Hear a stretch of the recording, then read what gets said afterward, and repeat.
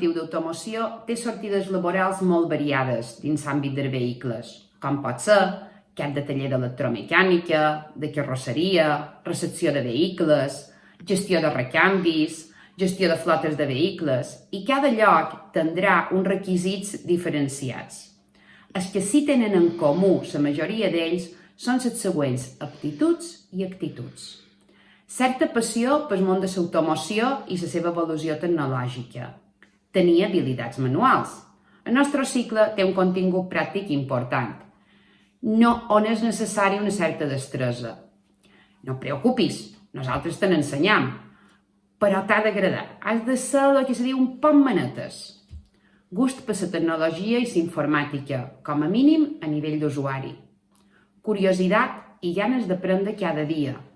Pensa que és un món que canvia constantment i necessites actualitzar-te durant tota la teva vida laboral.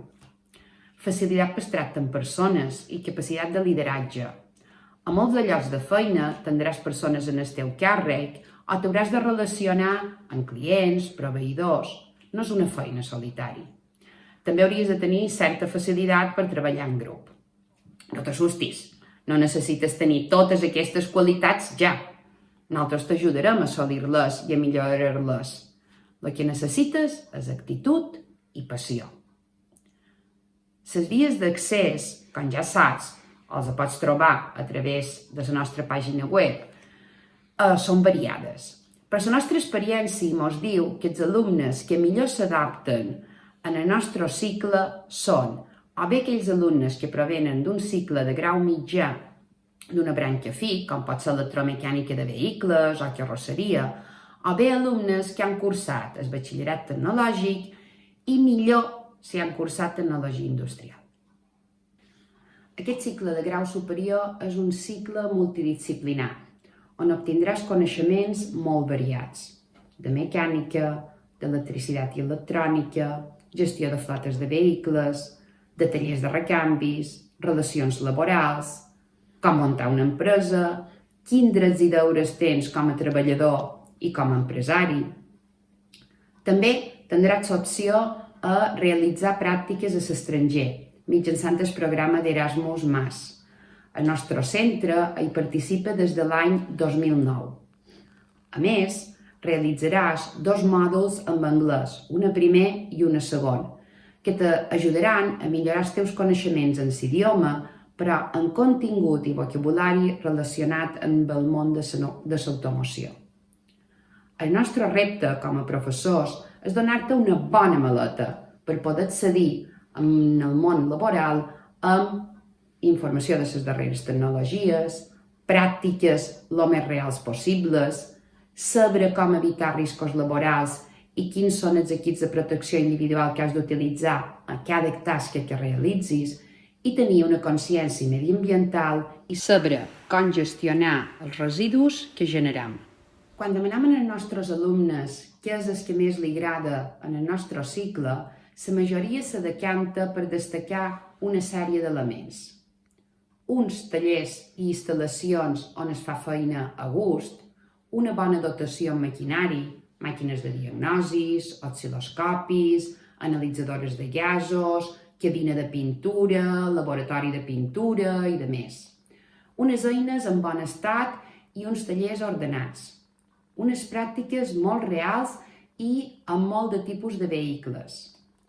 Utilització de recursos informàtics i accés a informació real i en programes professionals, com Autodata, Atelio, Esitronic, distints tipus de manuals i, sobretot, un tracte familiar i proper tant per part dels tutors com per part dels professors.